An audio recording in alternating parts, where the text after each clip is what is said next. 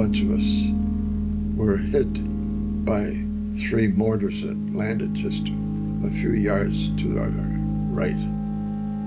Salvi and I would be sleeping outside in the snow.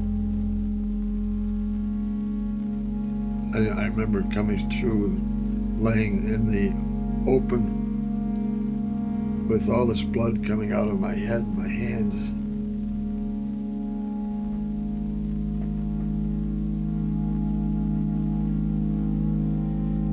I don't know how many of them made it through the night. I'm sure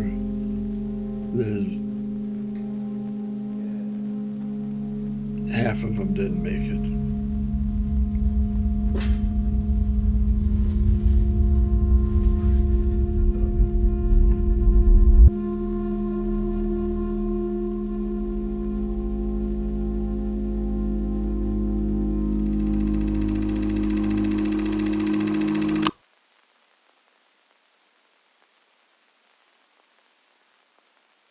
So, All right. let's start with just an intro. So just tell me your name. Well, my name is John Prescott, and we're here to talk about some of my episodes in World War II. Yeah. That's awesome. And I'd like to start at the beginning. Okay. Which would be July 14th, 1944, when I went into the Chicago to go into the Navy. I had pre-enlisted in the Navy when I was in high school, and everything was approved. And they said, when you go in with the draft, you will be put into the Navy. And I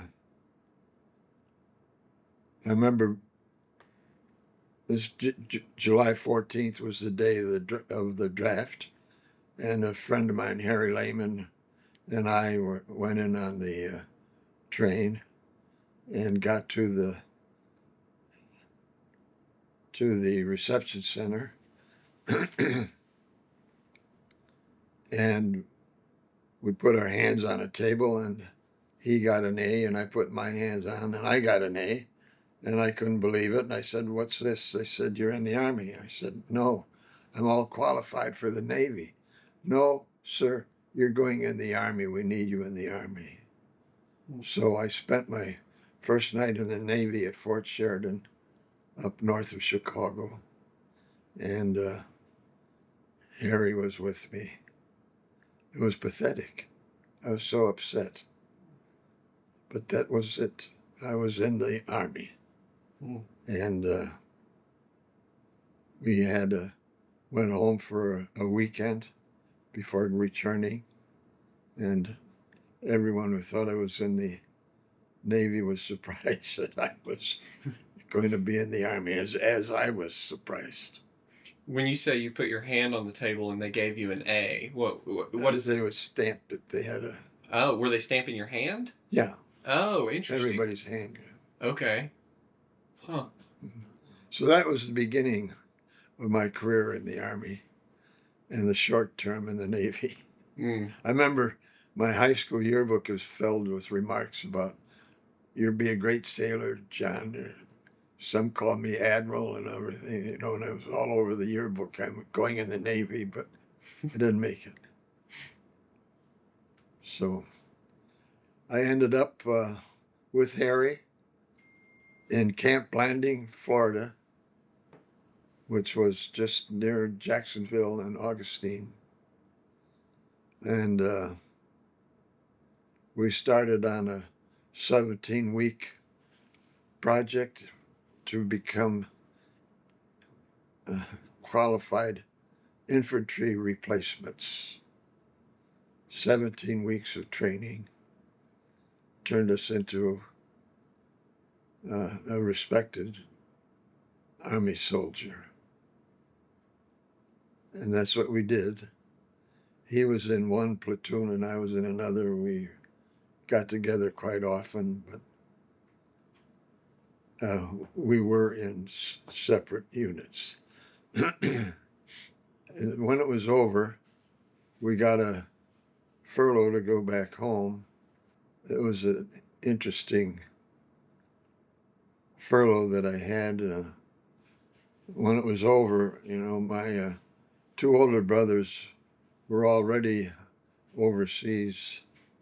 And I remember when my dad was saying goodbye to me, there were tears in his eyes as well as mine. Because it was the whole male contingent would not be in service. Anyway, after the furlough, we were sent to New York City to be taken to Europe. And I remember that my turn to get on the ship was delayed because I had to have special glasses and my gas mask.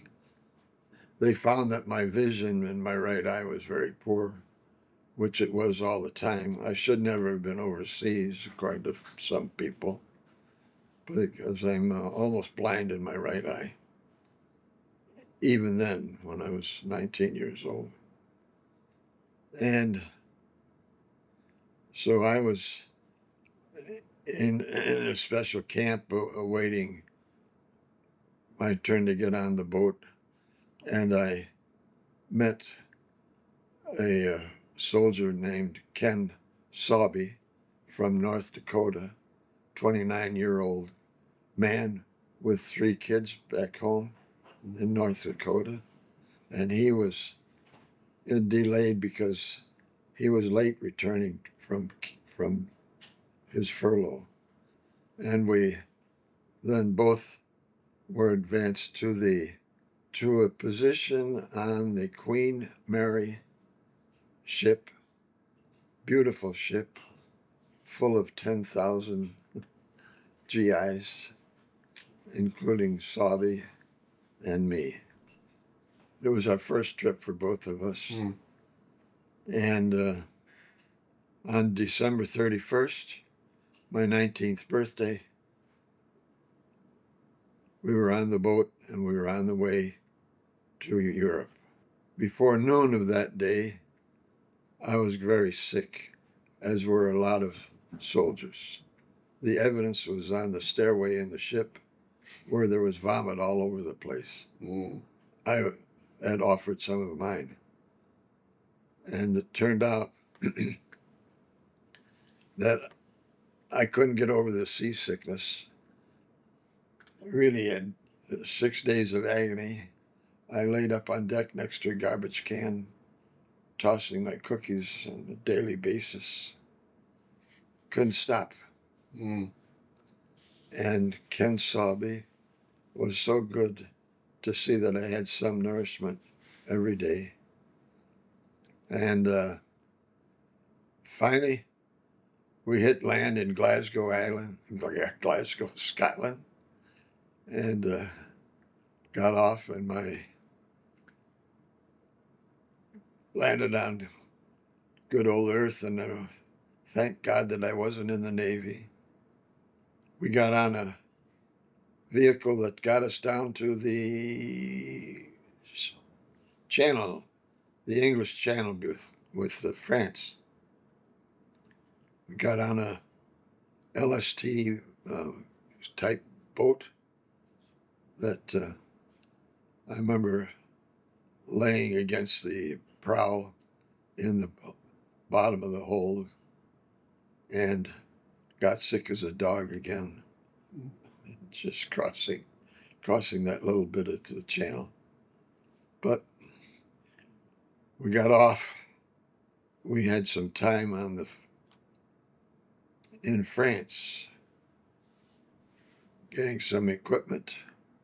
The Grand Rifle was issued, and we spent 2 or 3 nights in that part of France, and then we're on a truck that took us to Bastogne, Belgium, which was where we had our baptism of fire.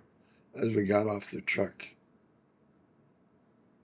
the bunch of us were hit by 3 mortars that landed just a few yards to our right, and it was very frightening. Nobody was hurt, but it was our baptism to fire. We got into the village of Bastogne, which had gotten a terrible beating, and we slept that first night in a house, and the next day we were out into the woods, so to speak, In the Ardennes. Ardennes, Mhm. and our first objective was a wooded area across a snowy patch. There was plenty of snow at this time.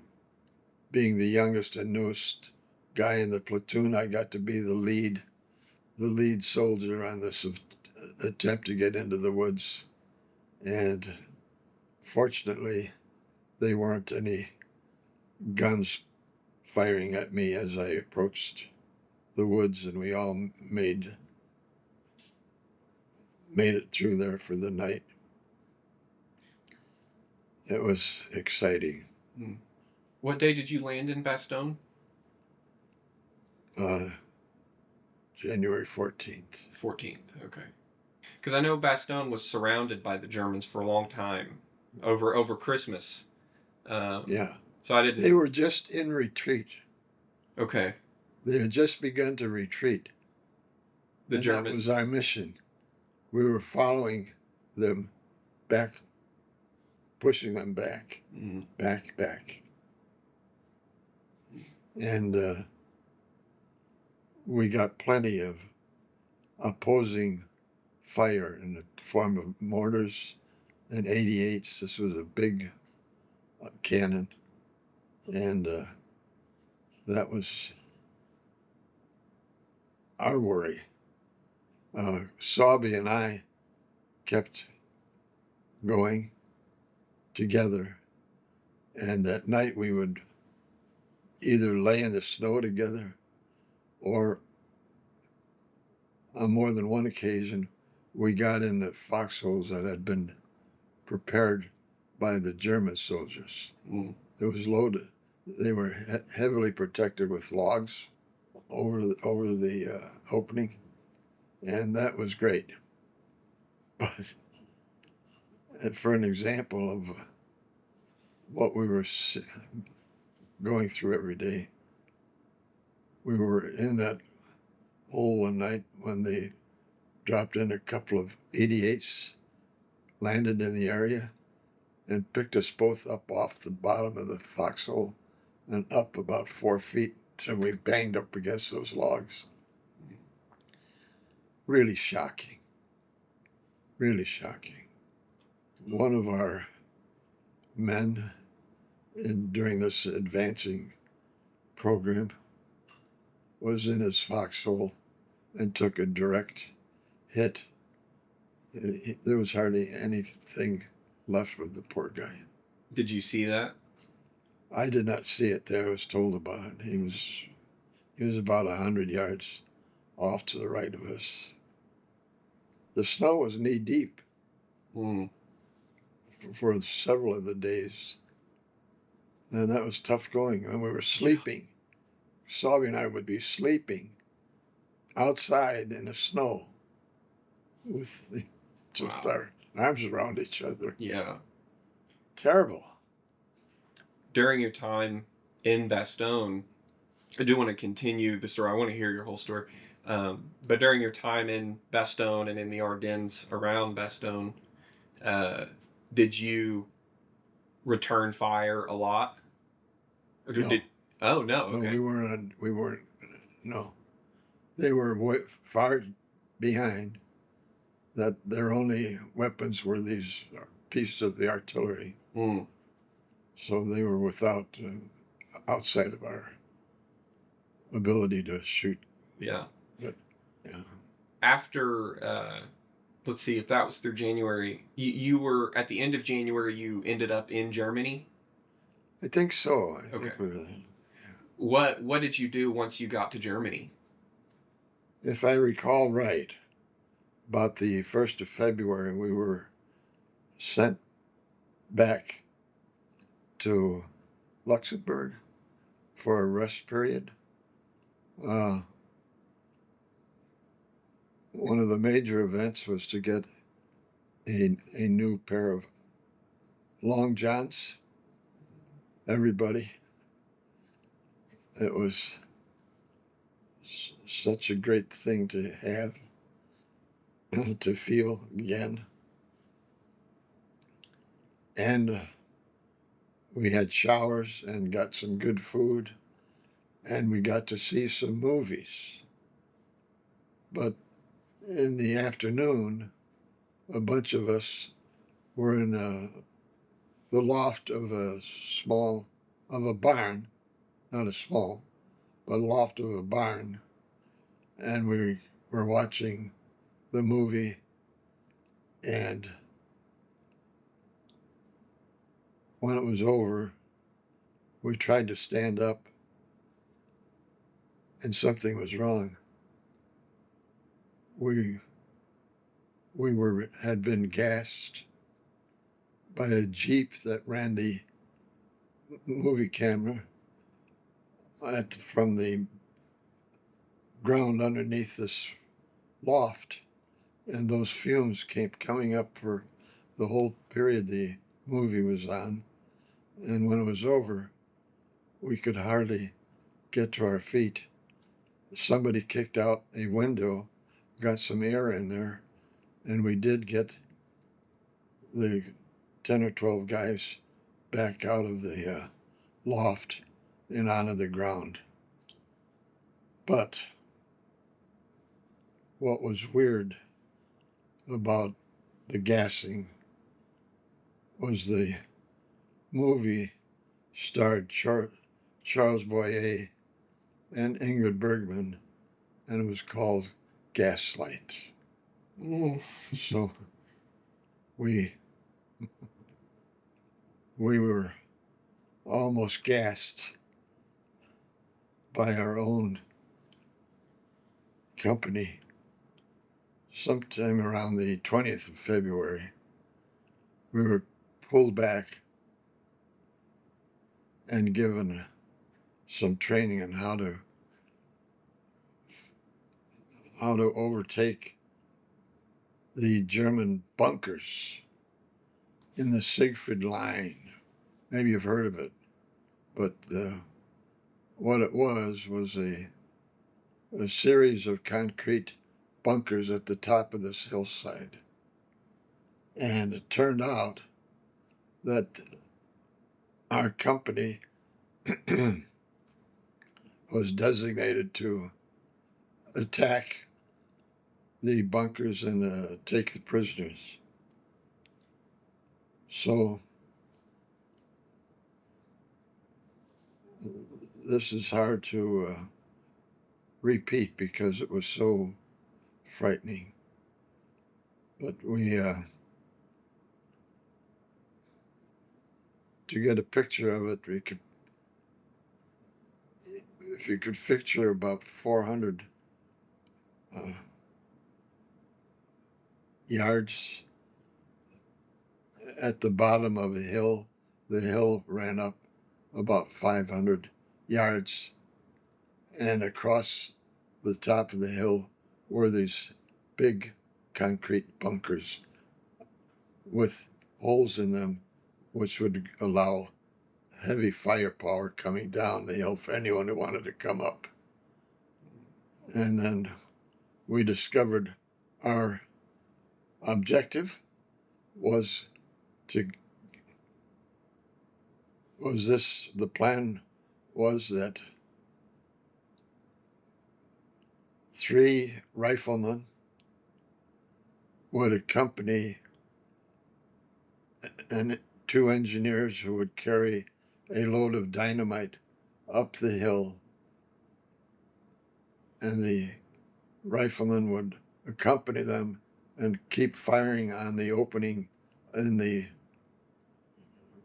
bunker to keep fire from coming down. It seemed like a preposterous job, but there we were, the whole company lined up at the bottom of this hill. And I was one of the riflemen who was assigned to go with the engineers in the first advance. I knew I was about to die because it was such a ridiculous attempt. But the engineers came with their pile of dynamite on an A-frame. They were going to carry it. They came in ready to do their duty. Another GI who was assigned to he was going to be one of the three guys that went up with me. He kept saying, "Can you believe what they're asking us to do? Can you believe what they're asking us to do?" Yes, they're asking us to go die. But then suddenly, way to the left of us, came a truck, and it was fixed with speakers, and they started talking in German. We were one of the first to get the words, get the truck as it went by. They were speaking German, telling them that if they did not surrender, they would all be killed eventually, because we would not take any prisoners. This is their chance to surrender and save their life. And they went from our far left, our near left, to our far right, and turned around at that time. And as they made the turn, the German soldiers started coming out of the bunkers with their white flag on anything they could target to. They were standing all outside the bunkers, and we rushed up to take them prisoners. And that was the luckiest day of my life. Yeah, it was just unbelievable that we took that defensive position with a loudspeaker. Wow. Is that something?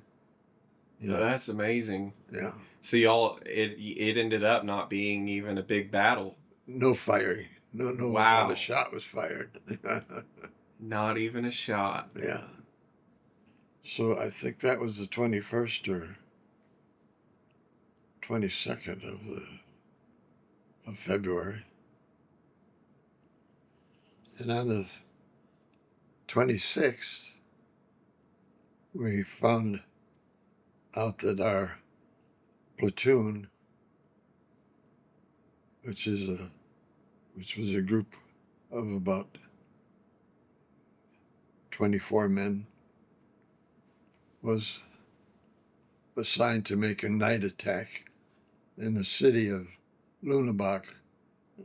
Our objective was to take charge of that bridge so it would be something that the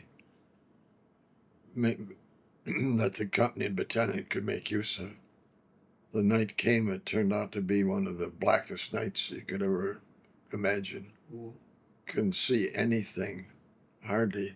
We held on to each other as we started out. We held hand on back, on belt, and started on the road. I say we got into the outskirts of Lunebach. Some of the buildings were on our right, and all of a sudden, a barrage of gunfire, machine gun, rifle fire, coming from ahead of us, and everybody started to run for cover. I dove into a ditch next to a row of homes. In that part of the world, they built the house right up to the sidewalk right up to the street. We had this ditch. I was in the ditch with these bullets flying all over over me, and felt fairly safe. Meanwhile, the guy immediately in back of me, also in the ditch, said, "We should go up to that house up ahead. We should go up to that house. Okay, let's go up to that house up ahead." Kept arguing about or urging me. Finally, I gave in and crawled up to the doorway with this really heavy firepower coming at us all the time. I'm on the ground, and the door is slightly open, and I yell in there, "Sabi, are you in there?" And he yells back, "Yeah, come on in, we're all in here." And I made as low a crouch as I could, opened the door, stuck my head into the house, and it was a terrific explosion that just blew everything apart inside. And I was knocked unconscious. I remember coming through, laying in the open with all this blood coming out of my head and my hands. And then I heard Ken Sabi. He was out in the street, maybe 50 feet away from me, to my right angle. And I heard him say, "If someone could help me, I could get back. Just get someone to help me so I could get back." I don't know why, but I said, "Okay, Ken, I'll, I'll get back there to try and get someone." And I got back in the ditch, and I crawled about 50 yards to 100 yards before I found a medic. And he patched up the bleeding parts from my head and hands. And they made arrangements to get up and get Ken Sabi. So I got back to the main headquarters and got fixed up with bandages because my legs and feet were all aflame and damaged, and my legs.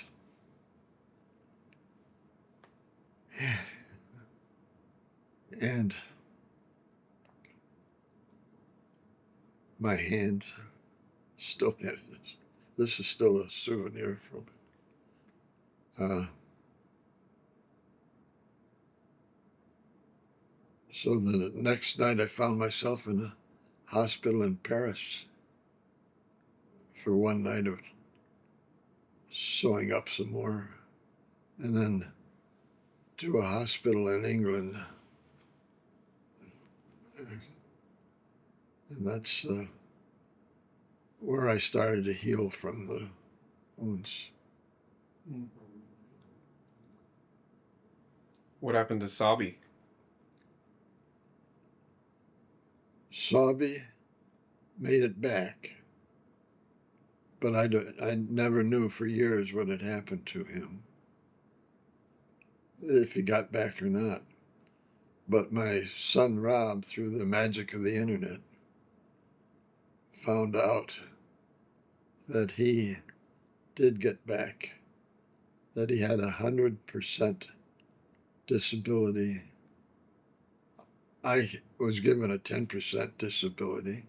He was 100. He got back to his farm in North Dakota and his kids, and he died in 1976. So I think he lived to age 60, and never recovered the full use of his legs. He had braces, big metal braces on both legs. So that was the last time you saw Sabi then? The last time I saw him was that night. When he was laying there? Yeah. That's the last time you saw him? That's the last. We never met again, or, in the hospitals or anything. Tough. Yeah. But he was a real good friend until he said to come on in. Come on in and get blown up with the rest of us. It was an event I wouldn't want to go through again. Yeah. The guys, and I remember the guys in the house were calling for their mother, calling for help. Sad. I don't know how many of them made it through the night, but I'm sure there's half of them didn't make it. When you saw Sabi, what was his condition? If you could see him very well, what did he look like? At that time? Yeah. Oh, I couldn't tell. No, it was too far away. And he, and all he did was yelling for help. Help me and I can make it back. Were you close enough to see any of the other guys that were in the explosion? No. No? They were all at a different part? They were in the house, Yeah. and I was just outside. Was the explosion in the house? Like, it hit the house? It didn't hit it. It blew it, and it had been planted in there beforehand. Oh. Oh, yeah. Oh. So it was several explosives went off at the same time. So after you got back to England, what happened from there? Well, I made a good recovery for the most part. In about 6 weeks, I'd say. Okay. And then I was assigned to street duty. In England? In the town, yeah, I forget the name of the town. Around the end of April, we went to the channel and got on another ship. The 5th of May, and the ship started out for getting to America, and we ended up at the harbor in New York with the Statue of Liberty. It was just fabulous. And I don't remember being sick one day. I can't believe it, but I have no memory of being sick on that ship. On the way home? On the way home. And then I remember, I can't tell you what effect seeing the Statue of Liberty had. I was in tears. It was just such a great sight. We were put on a train to California to go to end the Japanese war, I thought. But we went on this I think we're on there three days and nights. We had one stop in St. Louis where one of the guys had been able to call his wife, knew that we were going to stop in St. Louis. That's where his wife and he lived. And she got to the train, stayed there until it got in, and he got off the train, ran out there and got a big hug and kiss, and had to come back on the train. Because we were only there for about 10 minutes, I guess, getting fuel. But it was I remember seeing it. It was just pathetically beautiful. Well, I don't have a lot of memories of the time in California, but we didn't go to Japan, which was the good news. But I was there for about 6 weeks, I think it was. I got to go back home, and I got honorable discharge from the Army in July of 45. July of 45. Yeah. So I had 2 years of service in the Army.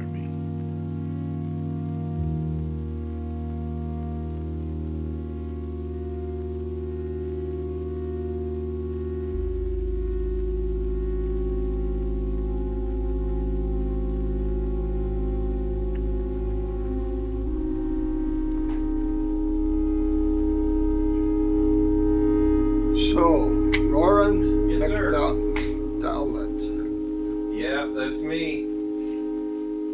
Thank you for your service. Thank you for your service.